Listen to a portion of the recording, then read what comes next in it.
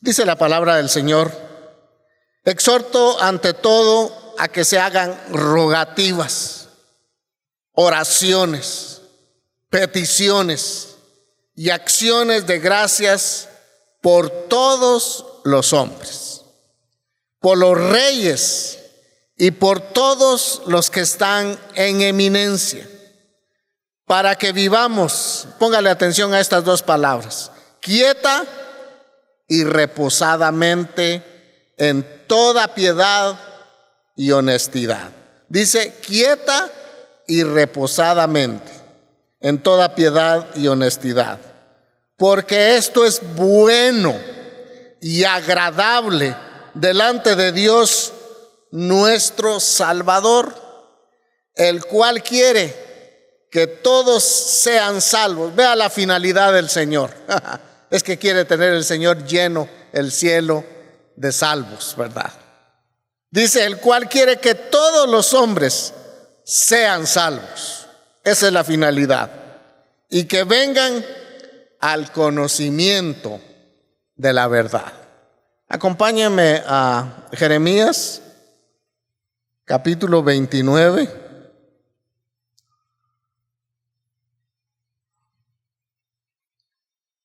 Versículo 7, y vamos a dejar la lectura en el versículo 11. ¿Ya lo encontró? Si no, ahí están las pantallas y está más grande, ¿verdad?, el texto.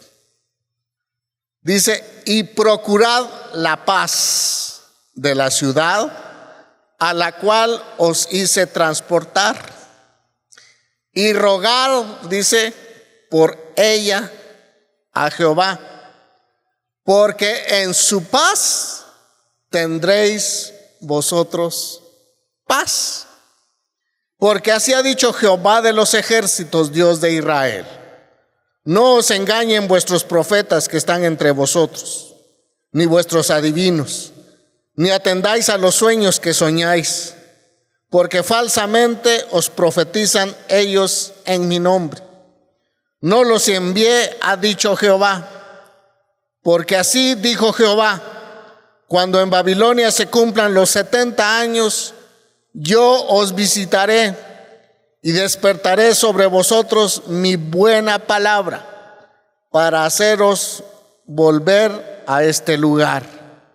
Porque yo sé los pensamientos que tengo acerca de vosotros, dice Jehová, pensamientos de paz y no de mal, para daros el fin que esperáis. Versículo 7 lo quiero leer nuevamente. Dice, y procurad la paz de la ciudad a la cual os hice transportar, y rogad por ella a Jehová, porque en su paz tendréis vosotros paz. Dejamos ahí la lectura de la palabra del Señor.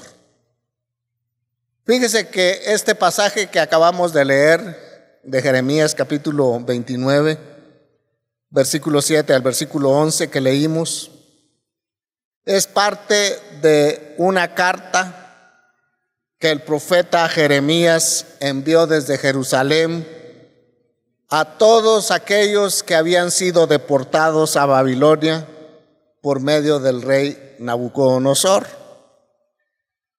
Esta experiencia que el pueblo de Israel estaba pasando de ser cautivos, de ser esclavos en otro país, era algo que el Señor ya había profetizado.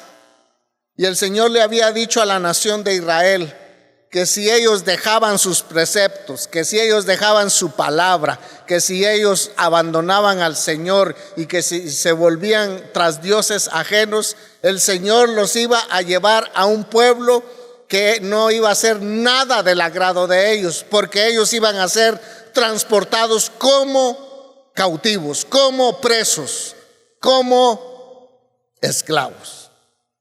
Entonces el pueblo de Israel tuvo un tiempo floreciente en el tiempo del rey David, donde David realmente conquistó a todos los pueblos alrededor de Israel.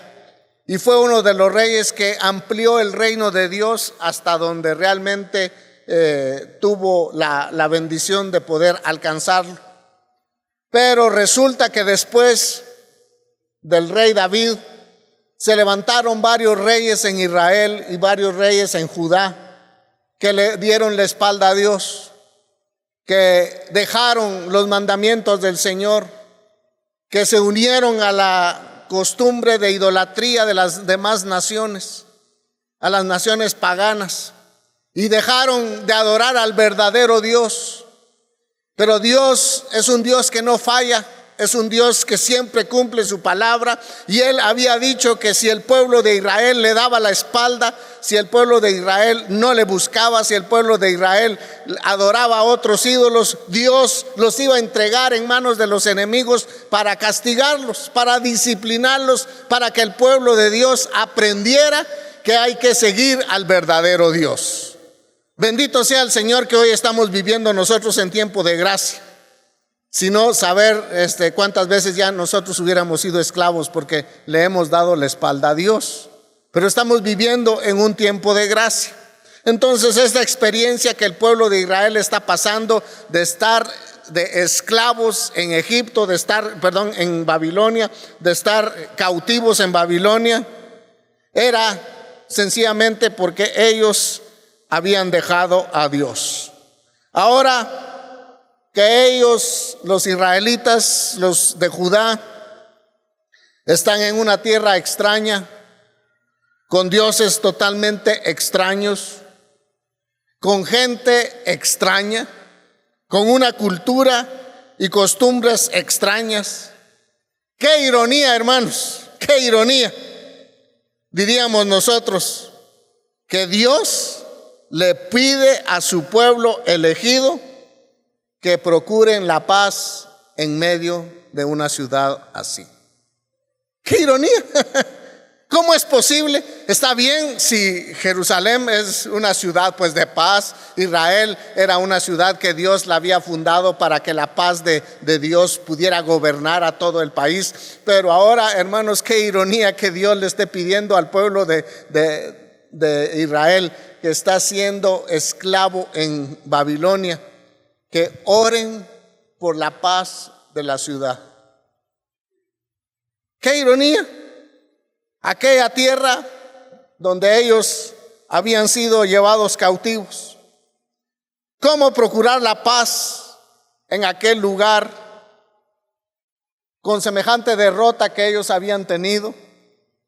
De que muchos de ellos habían sido esclavos, hermanos, y llevados como esclavos a Babilonia. Muchos de ellos fueron llevados con garfios en sus narices y con esposados. Y no era, hermanos, en aquel tiempo en que ahí estaba derechos humanos, viendo que se tratara bien a la gente. No, los trataban como animales y tal vez peor que a los animales. Y ahora Dios le está pidiendo al pueblo de Israel que oren estos que han conocido a Dios, que tienen a Dios como Padre, que oren por esa ciudad para que la paz sea derramada en ese lugar. Porque, hermanos, los que podían hacer la diferencia en un país lejano, en un país con costumbres diferentes, en un país con una cultura diferente, en un país donde adoraban dioses extraños, eran los israelitas, porque ellos eran los conocedores del verdadero Dios. Entonces ellos sí podían hacer la diferencia. Pero ¿cómo era posible que Dios les estuviera pidiendo esto?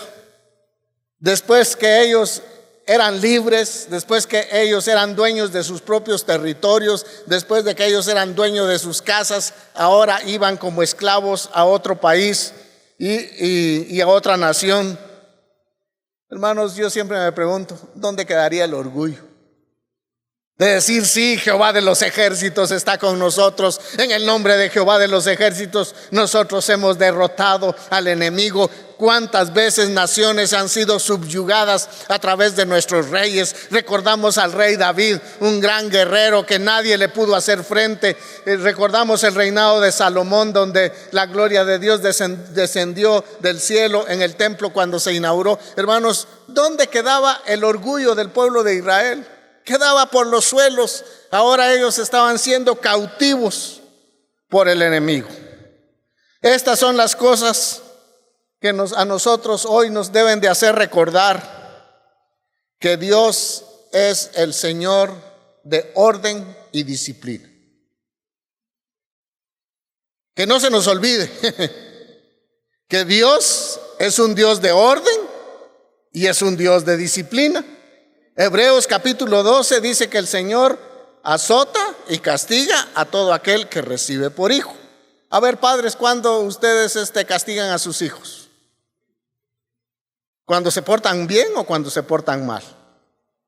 Cuando se portan mal, usted los castiga. La vara de la corrección. Para todos los que van a ser abuelos o son abuelos, háganle un regalo a sus nietos, como el regalo que le hizo mi esposa cuando nació mi nieta. Cuando nació mi nieta, mi esposa compró una paleta bien adornada, ¿verdad? Con el texto de Proverbios, no me recuerdo qué Proverbios es, con el texto de Proverbios ahí, con una lacita, y ese fue el regalo que le dio mi esposa a mi nuera. Y viera que cómo ha dado el resultado con una niña de 3 años. Cómo ha dado resultado. Y ella le dice doña Paleta a la paleta, porque le tiene respeto a la paleta, ¿verdad? Porque sabe que en las pompis duele, ¿verdad? No es chancletazo. Pero Dios, de Dios nosotros somos hijos. Ay, Señor. Nosotros somos hijos de Dios. Y realmente creo que si nos portamos mal, deberíamos de recibir disciplina del Señor. Porque si se nos deja sin disciplina, dice la palabra, no sois hijos, sino sois bastardos. Dios quería que el pueblo de Israel sintiera que tenía un Padre celestial, que los amaba con todo el corazón, que los amaba con todo. Y por eso Dios quería ahora castigarlos a ellos, porque le habían dado la espalda a Dios, habían dejado a un lado su palabra, y Dios quería volverlos a ese primer amor. No era otra cosa. Dios lo que quería que el pueblo de Israel reaccionara allá en el destierro, allá en el cautiverio, que reaccionaran y dijeran: no, es que nosotros hemos dejado a Dios. Que se arrepintieran de sus malos caminos, que se arrepintieran de sus pecados y que le pudieran decir al Señor: Señor, nosotros te hemos dejado, nosotros te hemos abandonado, Padre, perdónanos. Y había una promesa del Señor que era solamente 70 años los que ellos iban a estar en el cautiverio. Y después el Señor iba a despertar una buena palabra en el pueblo de Israel, para que ellos, después de los 70 años, volvieran nuevamente a su tierra, después de haber aprendido una buena lección. Pero en medio de todo eso se levantaban profetas falsos y decían: no, es bueno que ustedes hagan una revuelta, porque dice el Señor, y hablaban en nombre del Señor, que ya pronto ustedes van a regresar a Israel, que pronto van a estar en Jerusalén nuevamente. Y Jeremías manda una carta y les dice: y en el versículo 6 del capítulo 29 les dice: tengan hijos allá, cásense, den sus hijas a sus hijos para que se casen y tengan familia, trabajen, como que si esto aquí ustedes tuvieran que vivir todo el tiempo, porque mientras ustedes viven acá, yo quiero el bienestar de ustedes, aún que ustedes me han dado la espalda. Yo quiero el bienestar de ustedes. Sin embargo, en medio de esta corrección, Dios le ordena a su pueblo que procuren la paz en aquella tierra. Y si no fuera suficiente, también les dice que rueguen a Dios por una nación, por una ciudad. Estas palabras no han pasado de moda. Estas palabras siguen vigentes para nosotros, los hijos de Dios, para que donde quiera que estemos, busquemos a Dios y que nosotros seamos agentes de cambio, agentes de paz en medio de todo lo que nosotros podemos hacer. Fíjese que esto, donde dice el Señor que les ordena que procuren la paz en aquella tierra y que también les dice que rueguen por ella, para mí trae una lección muy práctica para el medio en el cual nosotros estamos viviendo. Y es que debemos de orar, hermanos. Tal vez nosotros no vivimos en la casa donde siempre hay paz. Tal vez algunos de los hijos quieren salir corriendo porque los papás siempre se mantienen con pleitos. Tal vez para ustedes es incómodo vivir en su casa, así como para los israelitas era incómodo vivir en una tierra extraña.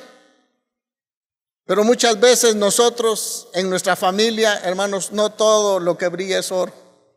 No todas las familias son familias donde reina la paz, donde el esposo sale todos los días como angelito, donde la esposa es una angelita también. Angelita, pero ¿sabe de qué apellido? Donde los hijos, todos caminamos bajo ese engranaje del amor. A veces no. Uno ha ministrado jóvenes que dicen: yo ya no quiero vivir en mi casa, porque solo problemas hay ahí. Pero quiero decirle que ese es el lugar donde usted puede rogarle a Dios, donde usted puede orar a Dios para que Dios le hable al resto de la familia, para que la familia pueda vivir en paz y que puedan tener sus corazones para el Señor, porque solamente en el Señor nosotros podemos tener paz. Porque cada uno de nosotros tenemos nuestro propio carácter en nuestra casa, ¿verdad que sí? Hay unos más violentos que otros, hay unos más sentidos que otros, hay otros parecen uñeros, ¿verdad? Que no se les puede pasar a traer porque ya revientan. Pero Dios nos ha puesto ahí y Dios quiere que estemos ahí. Tal vez va a ser un día en el cual usted va a salir de su casa, se va a casar bien, pero escuche, no huya. El mensaje que Dios le dice a los que estaban en el cautiverio es: no huyan, por favor, hasta que yo cumpla mi buena palabra sobre ustedes. Así que tranquilos, son 70 años de cautiverio. Yo no le estoy diciendo que usted va a vivir 70 años con sus papás, ¿verdad? Porque sería una tristeza, pero tal vez su casa no es el mejor lugar para vivir. Pero es ahí donde Dios lo tiene a usted hoy en día para que usted pueda orar por su casa. Esa es su pequeña nación, esa es su pequeña iglesia, su casa, para que la paz de Dios pueda reposar en medio de su hogar. Tal vez el trabajo donde usted está no es del todo de su agrado. A veces los jefes son duros, a veces los compañeros tienen boca de arriero y usted no quisiera trabajar ahí. Pero Dios lo llevó con un propósito ahí. Y muévase hasta que Dios le dé la instrucción de moverse. No deje nada más tirado un trabajo porque ya no aguanta la presión ahí. No, quizá Dios lo llevó ahí para que usted pueda hacer luz a ese lugar. Yo me imagino que a cada ciudad donde los israelitas, el Señor los llevó como cautivos, hermanos, ellos, después que entendieron realmente el mensaje de Dios, cuál era el propósito del cautiverio para ellos, Yo creo que ellos pudieron dar un mensaje a las demás naciones del verdadero Dios. Y nosotros en nuestro trabajo podemos hacer lo mismo. Nosotros podemos encontrar la gracia de Dios en medio de cualquier circunstancia en que vivimos, porque nosotros, hermanos, somos agentes de la gracia de Dios. Yo soy portador de la gracia de Dios. Usted es portadora, es portador de la gracia de Dios. Donde quiera que esté, usted puede hacer la diferencia en ese lugar. Pero es allí donde nosotros debemos de entender realmente cuál es el propósito por el cual Dios nos llevó a X trabajo. O tal vez otra de las lecciones que podemos sacar es que el vecindario donde vivimos. Yo recuerdo que vivía en otro lado y había un señor. Yo nunca crucé palabra con él, pero no sé por qué me miraba con una cara de bautizado con vinagre y ajenjo y ruda y hiel, pero siempre, de verdad, yo le caía pero re mal y yo sentía que nunca le había hecho nada. Y de repente en una ocasión me fue a estacionar su carro enfrente del portón y yo tenía que salir, como quien dice, me tiene que venir a rogar para que yo haga a un lado el carro. Y él tenía suficiente espacio. Yo creo que siempre tenemos problema con los espacios, ¿verdad? Con los famosos portones donde dice no estacionar si usted siempre se estaciona, ¿verdad? Se ponchan llantas gratis y siempre usted se estaciona, ¿verdad? Pero recuerdo que yo solo me entré a la casa y le dije, Señor, en el nombre de Jesús, yo no quiero tener problemas con mi vecino, porque es mi vecino. Por favor, Padre, en el nombre de Jesús. Y aunque salga a pie, aunque no saque el carro, yo no le voy a decir nada. No le voy a decir nada. Pero no crea que me salió así de... No, matando esta carne. Porque esta carne es orgullosa también, es rebelde, es berrinchuda, es brincona y quiere alegar sus propios derechos. Pero yo ahí matando mi carne le fui a decir, Padre, por favor, ayúdame en el nombre de Jesús. Yo no quiero tener problemas con este señor. Y recuerdo que como a la media hora fue a quitar el carro. Entonces salí yo. Y un día que regresó, y yo estaba también regresando, y me saludó. Nunca me había saludado. Buenas, me dijo, pero así. Buenas tardes, le digo yo, mucho gusto. Mi nombre es César Herrera. Y si en algo yo le puedo servir, aquí estamos a la orden. Muchas gracias. Y plum, y tiró la puerta y la cerró. Y uno dice, ay, ¿qué quiere este? Por no decir la palabra desgraciado, ¿verdad? Pero, dice uno. Como unos 8 o 10 días después, tocaron el timbre, que si era él. Y me dice, perdone, ¿usted tiene herramienta? Sí, le digo yo, tengo ahí herramienta. Fíjese que necesito quitar unos tornillos y no tengo con qué quitarlos, ya es tarde y todo. Sí, con mucho gusto. Yo fui a sacar una caja de herramientas, le digo yo, aquí está, úsela y todo. Muchas gracias, muy amable y todo. Y se acabó el problema. Se acabó el problema. Pero otra vez yo puedo entender que muchas veces tal vez mis vecinos no son lo que yo quiero, pero yo le voy a decir, la culpa es de nosotros. Porque si nosotros metemos a la gente en remojo, en oración, ¿usted cree que las cosas van a quedarse así nada más? No, Dios va a escuchar la oración de un justo para que estas personas puedan cambiar, no tanto para que me traten bien a mí, sino para que, lo que dice Pablo, para que puedan conocer la salvación, para que puedan conocer a Jesús como su Señor y su Salvador. Y eso hace la diferencia dentro de nosotros. La diferencia del mundo, hermanos, es lo que Cristo Jesús ha hecho en nuestros corazones, que nos ha dado a su Espíritu Santo. Esa es la diferencia que nosotros marcamos, hermanos, en este mundo.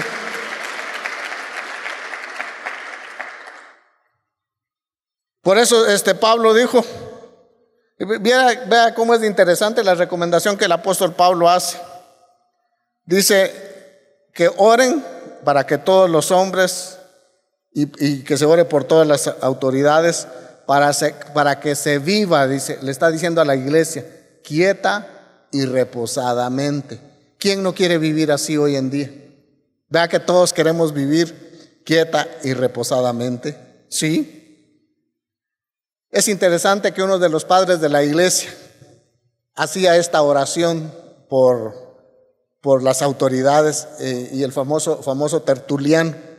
Y copié una de sus oraciones y qué bonita, fíjese. Yo digo, con razón los llamaban el padre de la iglesia. Él dijo, debemos orar por nuestros emperadores, que Dios les conceda larga vida. Nosotros lo que oramos es que el Señor les quite luego la cabeza, ¿va? Vea, debemos orar por nuestros emperadores, dijo él, que Dios les conceda una larga vida, un gobierno seguro, una familia próspera, tropas fuertes, un senado leal y un pueblo obediente, y que todo el mundo pueda estar en paz, y que Dios les conceda tanto a César como a cada hombre el cumplimiento de todos sus deseos justos. Qué bonita, ¿verdad? Esa oración. Qué bonita.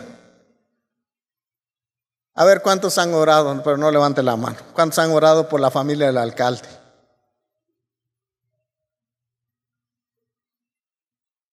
Por la familia del presidente.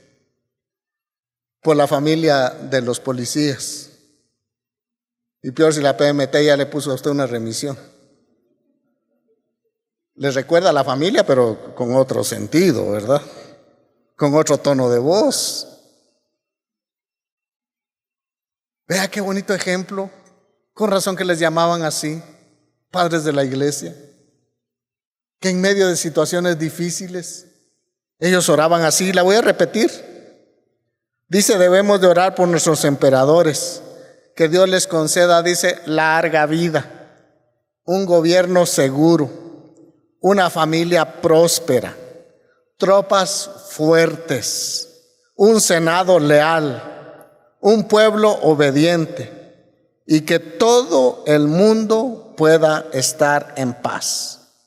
Y que Dios les conceda tanto a César como a cada hombre el cumplimiento de todos sus deseos justos.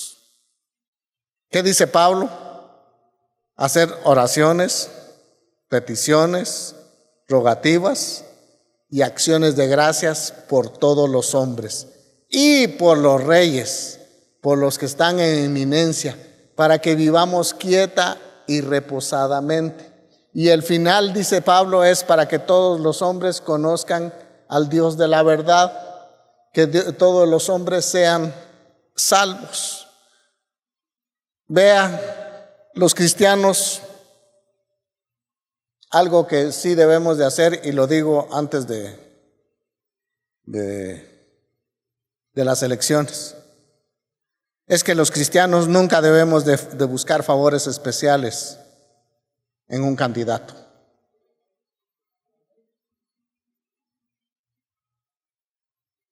Ay, les prometo que les vamos a comprar el parqueo aquí a la par, ¿verdad?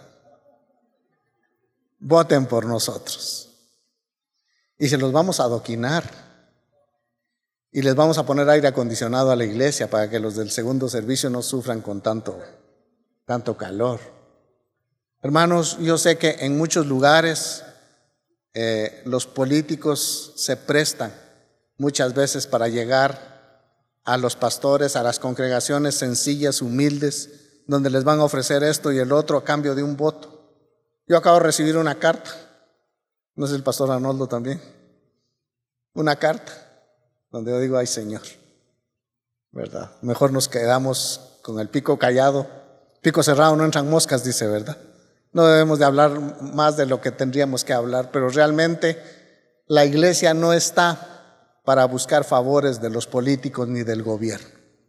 Lo único que nosotros queremos es que nos dejen seguir con el trabajo del evangelio en paz. ¿Verdad que sí? Eso es lo único que nosotros pretendemos, que nuestras autoridades no nos cierren las puertas. Escuche bien, que nuestras autoridades no le cierren las puertas al Evangelio, que tengamos siempre esa libertad para poder predicar el Evangelio de Cristo. Y por eso dice Pablo que hay que orar por los reyes, hay que orar por los que están en eminencia, para que vivamos quieta y reposadamente. Recordemos otra vez, allá en el cautiverio a los israelitas se les pidió para que ellos oraran por el bienestar de la ciudad, por el bienestar de la nación, una nación pagana, pero era para que el pueblo, hermanos, de Babilonia conociera al verdadero Dios. Y recuerda usted que Daniel y sus amigos, Dios los llevó hasta la corte del rey para dar testimonio de Dios allá en medio de una nación pagana, en medio de gobernantes paganos, en medio de hombres con un temperamento pero tremendísimo como era Nabucodonosor, ¿verdad? Y allá llevaron ellos el conocimiento de Dios. Así que la finalidad de todo esto es que los hombres seamos salvos y que siempre nosotros nunca dejemos de, por un lado, el propósito que la iglesia tiene de avanzar en medio de este mundo, de seguir a proclamar a Jesucristo como nuestro Señor y Salvador personal. Así que nuestro verdadero objetivo es que todas las autoridades también puedan venir a estar un día bajo la autoridad de Jesús. Así como usted y yo estamos bajo la autoridad de Jesús, Pablo dice que él desea que todos los hombres sean salvos para que estén bajo la autoridad de Jesús, para que Jesús sea el que nos gobierne a nosotros en todo. Así que gloria a Dios, porque dentro de 8 días estamos ya para emitir nuestro voto. Por algunas personas yo todavía estoy pidiéndole a Dios y quiero que Dios me dé pues la sabiduría necesaria para poder hacerlo. Para presidente yo ya tengo un 90% por quién votar. ¿Quiere usted saber?